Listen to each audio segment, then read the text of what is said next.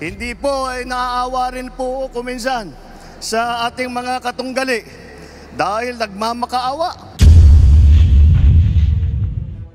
para makakuha ng mga malalakas at magagaling na kandidato. Parang mahirap makapaniwala na nandito na naman tayo sa kampanya. Napakabilis ng panahon, napakabilis ng pagdaan ng 3 taon na akala natin ay magiging mas matagal. Ngunit nandito nga tayo sa darating na halalan sa Mayo. At sinimulan po natin ang aming national campaign kagaya ng dati dito po sa ating minamahal na lalawigan ng Ilocos Norte. Andito po ang aming ipinagmamalaki ng mga kandidato para sa Senado. Ngunit, bagamat nakatuon ang pansin natin sa ating mga kandidato para sa Senado, huwag po natin kaligtaan ang halos 18,200 na local executive na ating ihahalal sa Mayo. Nabanggit ko po ito dahil may pagmamalaki ng alyansa na kami lang ang may kumpletong ticket mula sa senador hanggang sa sangguniang bayan ng pinakamaliit na bayan ng buong Pilipinas. At hindi pangkaraniwan ang mga aming kandidato. Hindi po kagaya ng mga nakikita natin sa mga iba't ibang partido. Hirap na hirap makakuha ng kanilang mga miyembro. Ang aming pong ipinagmamalaki at pinaglalaban ay subok na at matagal nang nagseserbisyo sa publiko. Hindi po ay naaawa rin po kuminsan sa ating mga katunggali dahil nagmamakaawa para makakuha ng mga malalakas at magagaling na kandidato. Di tulad ng iba, karampot lang ang kandidato. Dito po, buo kami. Hindi lamang buo sa numero, ngunit buo ang loob para ipaglaban ang kapakanan ng bawat Pilipino at ang buong Pilipinas.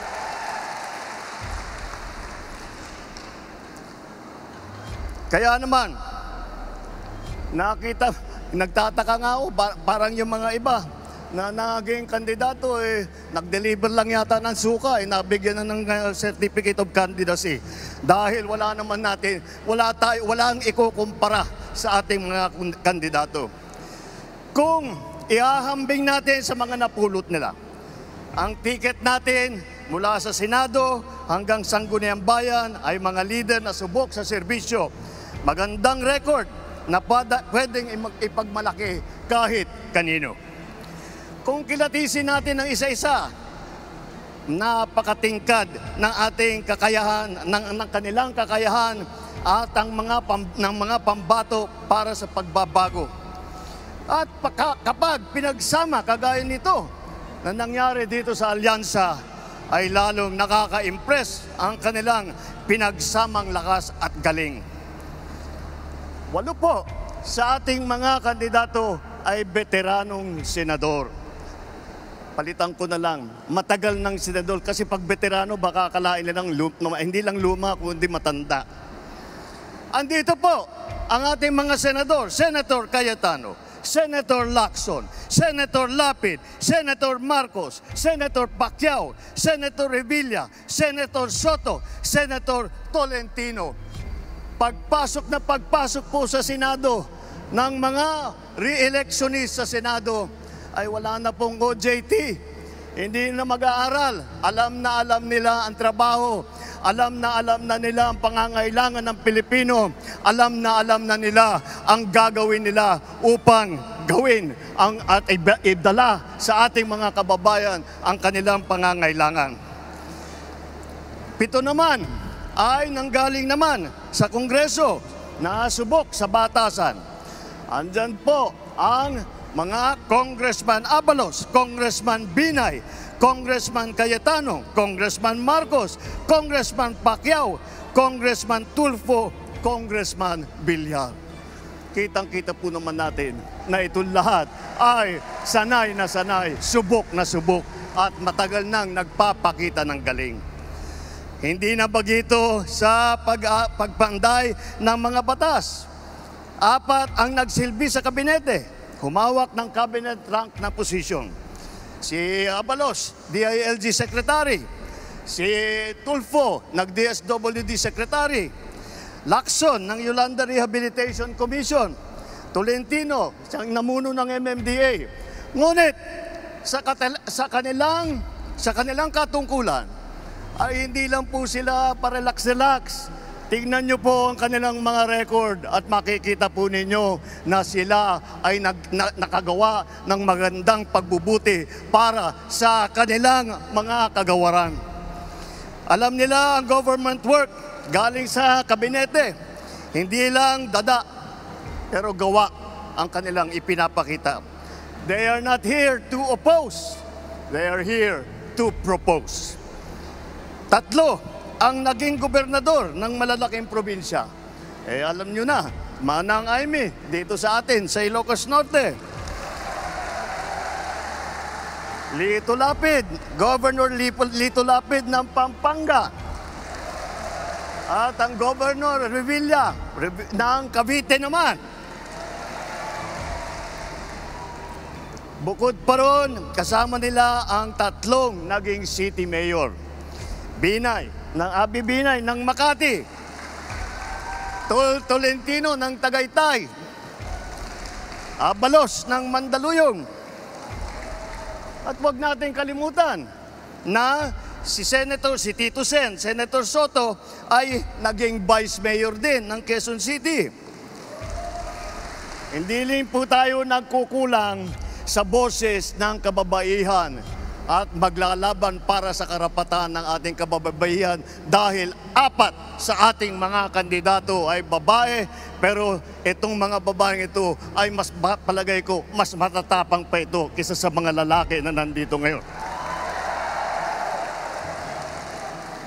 Mga abogado naman, 4 din. 4 ang abogado natin. Abalos, Binay, Cayetano, Tolentino. Si Aimee nag-aaral din sa law school. At pinagtatalunan lang nila kung sino daw ang pinakamagaling at sino nanggaling sa pinakamagandang eskwelahan. Ngunit lahat yan ay magaling, lahat yan ay matalino, lahat yan ay ginamit na ang kanilang kakayahan upang pagandahin ang Pilipinas. Kung itatanong naman natin, sila ba ay isa lang ang pinanggalingan? Tiga Maynila lang ba lahat? Tiga Luzon ba lahat? Hindi po. Dahil pagdating sa geographical representation, 2 ang tiga Mindanao.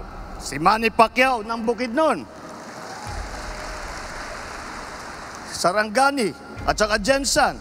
Si Erwin naman, lumaki sa Davao Oriental, sa Sulu, mga probinsya kung saan nadestino ang kanyang bayaning ama. Ang unang Vicente Soto ay naging senador na tiga Cebu. Ang nanay naman namin ni Aimee, alam nyo naman, 100% Waray. Alam naman natin pati na ang lolo ni Camille ay galing sa Iloilo. Yan po ang ating ipagmamalaki. Dahil po nauunawaan nila hindi lamang ang mga problema na hinaharap ng nasyonal, hindi lang ang mga problema sa taas, sa Senado, ngunit lahat po sila ay may karanasan sa local government, may karanasan sila sa executive. Lahat po sila ay nakapagpakita na ng kanilang kakayahan. Kaya't po ay kayang-kaya naming maipagmalaki. Bukod po dyan, tignan nyo po ang record ng ating mga kandidato. Wala sa kanila ang may bahid ng dugo dahil sa tukhang. Wala sa kanilang kasabwat sa pagbulsa ng sako-sakong pera, pinagsamantalaan ang krisis ng pandemya, pinabayaan ang ating mga kababayan na magkasakit at mamatay. Wala sa kanila ang mga pumapalakpak sa China at natutuwa pa kapag tayo ay binobomba ng tubig. Tinatamaan ang ating mga Coast Guard, hinaharang ang ating mga mangingisda, ninanakaw ang kanilang huli. At bukod pa ron ay inaagaw pa ang mga isla natin para maging bahagi ng kanilang bansa. Wala po sa kanila ang tilang sakristan ng isang bulaang propeta na nasasakdal dahil sa pagyurak sa ating kabataan at sa ating kababaihan. Wala sa kanila ang tagataguyod ng pugad ng krimen, ng sentro ng paglalapastangan ng mga kababaihan na mga pogo. Tayo ngayon ay nasa sangandaan ng ating paglalakbay bilang isang malayang bansa. Bilang isang sambayanang may dangal, may sipag at may talino. Tayo ba ay papayag na babalik sa panahon gusto ng kung kailan gusto ng ating mga liderato maging probinsya tayo ng China? Babalik ba tayo sa nakaraan na ibinubugaw ang ating bayan bilang isang sugalan ng mga dayuhan? Nais ba natin bumalik sa landas na umaapaw sa dugo ng mga inosenteng mga bata na inagaw sa kanilang mga anak, mga ina, kinuha sa kanilang mga tahanan at inagaw ang kanilang kinabukasan? Walang nagnanais na Pilipino na mabalik tayo sa ganyang klaseng pagpatakbo. Kaya naman, pakakatiyak po kayo na kapag ang ating mga kandidato ay naluklok sa Senado at sila ay nagsimula ng kanilang trabaho, asahan po ninyo na sila po ay hindi makikihalo, hindi makikilahok sa ganyang bagay na ating iniwanan na at na ayaw balikan. Ito po ang aming ipinagmamalaki.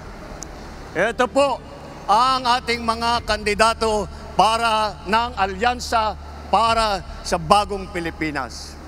Ito po ang hinaharap namin sa inyo, ang pinakamagagaling na Pilipino, pinakamasipag na nagsiservisyo publiko, at ang buong buhay nila ay itinaya nila hindi lamang para sa kapakanan ng kanilang mga sarili, kung hindi po para sa inyo, para sa taong bayan, para sa Pilipino at para sa Pilipinas.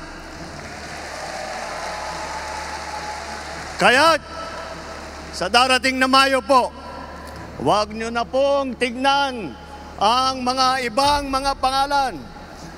I-shade nyo na po lahat po itong nandito na nasa harap ninyo at gawing nating 12-0 ang ating resulta sa Senado. Nang sa ganon, matitiyak natin ang kinabukasan ng ating minamahal na Pilipinas. Mabuhay ang alyansa! Mabuhay ang bagong Pilipinas! Mabuhay tayong lahat! Maraming salam, Diyos Diyag, dinakada kayo aming parang mahirap makapaniwala na nandito na naman tayo sa kampanya. Napakabilis ng panahon, napakabilis ng pagdaan ng 3 taon na akala natin ay magiging mas matagal. Ngunit nandito nga tayo sa darating na halalan sa Mayo. At sinimulan po natin ang aming national campaign, kagaya ng dati, dito po sa ating minamahal na lalawigan ng Ilocos Norte.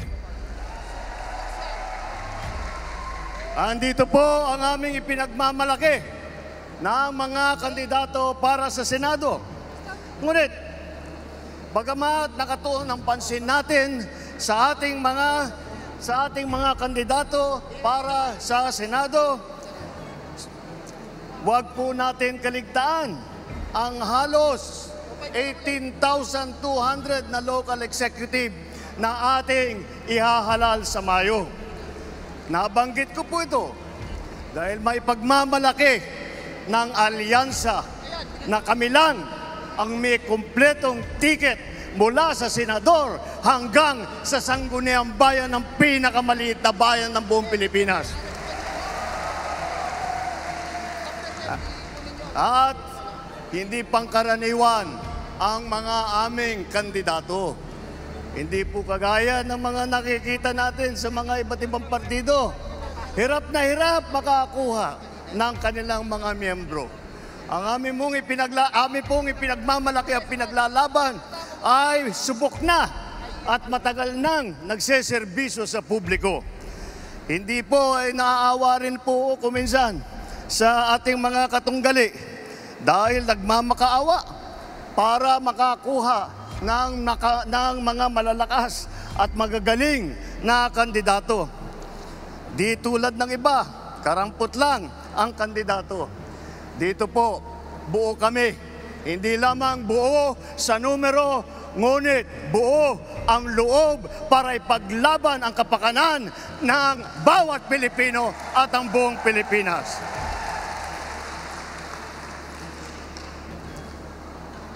Kaya naman, nagtataka nga ako, parang yung mga iba na naging kandidato, nag-deliver lang yata ng suka, nabigyan na ng certificate of candidacy. Dahil wala ang ikukumpara sa ating mga kandidato. Kung ihahambing natin sa mga napulot nila, ang ticket natin mula sa Senado hanggang Sangguniang Bayan ay mga leader na subok sa serbisyo. Magandang record na pwedeng ipagmalaki kahit kanino. Kung kilatisin natin ng isa-isa, napakatingkad ng ating kakayahan, ng kanilang kakayahan at ng mga pambato para sa pagbabago. At kapag pinagsama kagaya nito na nangyari dito sa alyansa, ay lalong nakaka-impress ang kanilang pinagsamang lakas at galing. 8 po sa ating mga kandidato ay veteranong senador. Palitan ko na lang, matagal ng senador kasi pag veterano baka akalain nilang hindi lang luma kundi matanda. Andito po ang ating mga senador, Senator Cayetano, Senator Lacson, Senator Lapid, Senator Marcos, Senator Pacquiao, Senator Revilla, Senator Soto, Senator Tolentino. Pagpasok po sa Senado ng mga re-electionist sa Senado, ay wala na pong OJT. Hindi na mag-aaral. Alam nila ang trabaho. Alam na nila ang pangangailangan ng Pilipino. Alam na nila ang gagawin nila upang gawin at idala sa ating mga kababayan ang kanilang pangangailangan. 7 naman ay nanggaling naman sa Kongreso na subok sa batasan. Andyan po ang mga Congressman Abalos, Congressman Binay, Congressman Cayetano, Congressman Marcos, Congressman Pacquiao, Congressman Tulfo, Congressman Villar. Kitang-kita po naman natin na itong lahat ay sanay na sanay, subok na subok at matagal nang nagpapakita ng galing. Hindi na bagito sa pagpanday ng mga batas. 4 ang nagsilbi sa kabinete. Humawak ng cabinet rank na posisyon. Si Abalos, DILG Secretary. Si Tulfo, nag-DSWD Secretary. Lacson, ng Yolanda Rehabilitation Commission. Tolentino, siyang namuno ng MMDA. Ngunit, sa kanilang katungkulan, ay hindi lang po sila parelax-relax. Tingnan nyo po ang kanilang mga record at makikita po ninyo na sila ay nakagawa ng magandang pagbubuti para sa kanilang mga kagawaran. Alam nila ang government work galing sa kabinete. Hindi lang dada, pero gawa ang kanilang ipinapakita. They are not here to oppose. They are here to propose. 3 ang naging gobernador ng malalaking probinsya. Alam nyo na, Manang Aimee, dito sa atin, sa Ilocos Norte. Lito Lapid, Governor Lito Lapid ng Pampanga. At ang Governor Revilla ng Cavite naman. Bukod pa ron, kasama nila ang tatlong naging city mayor. Binay, ng Abi Binay ng Makati. Tolentino ng Tagaytay. Abalos ng Mandaluyong. At huwag natin kalimutan na si Tito Sen, Senator Soto ay naging Vice Mayor din ng Quezon City. Hindi rin po tayo nagkukulang sa boses ng kababaihan at maglalaban para sa karapatan ng ating kababaihan dahil 4 sa ating mga kandidato ay babae, pero itong mga babaeng ito ay palagay ko mas matatapang pa ito kaysa sa mga lalaki na nandito ngayon. Mga abogado naman, 4 din. 4 ang abogado natin. Abalos, Binay, Cayetano, Tolentino. Si Amy nag-aaral din sa law school. At pinagtatalunan lang nila kung sino daw ang pinakamagaling at sino nanggaling sa pinakamagandang eskwelahan. Ngunit lahat yan ay magaling, lahat yan ay matalino, lahat yan ay ginamit na ang kanilang kakayahan upang pagandahin ang Pilipinas.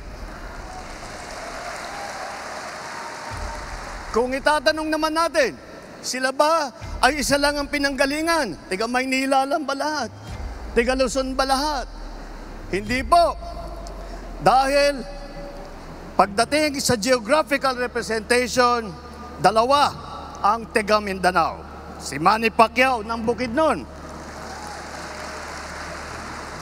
Sarangani at saka Jensan. Si Erwin naman, lumaki sa Davao Oriental, sa Sulu, mga probinsya kung saan nadestino ang kanyang bayaning ama. Ang unang Vicente Soto ay naging senador na tiga Cebu. Ang nanay naman namin ni Amy, alam nyo naman, 100% Waray. Alam naman natin pati na ang lolo ni Camille ay galing sa Iloilo. Yan po ang ating ipagmamalaki. Dahil po nauunawaan nila hindi lamang ang mga problema na hinaharap ng nasyonal, hindi lang ang mga problema sa taas, sa Senado, ngunit lahat po sila ay may karanasan sa local government, may karanasan sila sa executive. Lahat po sila ay nakapagpakita na ng kanilang kakayahan. Kaya't po ay kayang-kaya naming maipagmalaki. Bukod po dyan, tignan niyo po ang record ng ating mga kandidato. Wala sa kanila ang may bahid ng dugo dahil sa tukhang. Wala sa kanilang kasabwat sa pagbulsa ng sako-sakong pera, pinagsamantalaan ang krisis ng pandemya, pinabayaan ang ating mga kababayan na magkasakit at mamatay. Wala sa kanila ang mga pumapalakpak sa China at natutuwa pa kapag tayo ay binobomba ng tubig. Tinatamaan ang ating mga Coast Guard, hinaharang ang ating mga mangingisda, ninanakaw ang kanilang huli. At bukod pa ron ay inaagaw pa ang mga isla natin para maging bahagi ng kanilang bansa. Wala po sa kanila ang tilang sakristan ng isang bulaang propeta na nasasakdal dahil sa pagyurak sa ating kabataan at sa ating kababaihan.